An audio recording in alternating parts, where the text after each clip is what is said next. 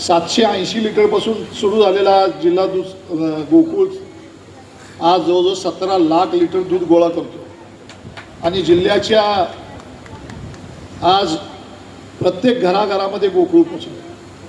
गोकुळचा संपर्क हा प्रत्येक कुटुंबाशी आहे, 12 तालुक्यातल्या प्रत्येक कुटुंबातला.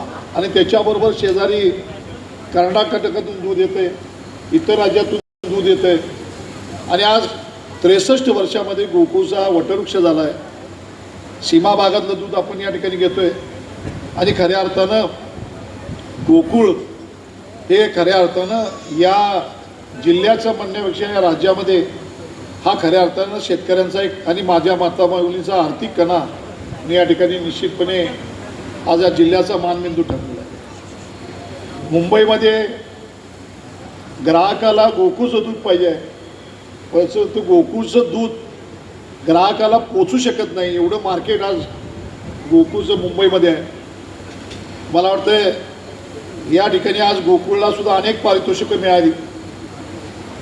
या गोकुळला डॉक्टर कुरियन साहेबांचं मार्गदर्शन लाभलं.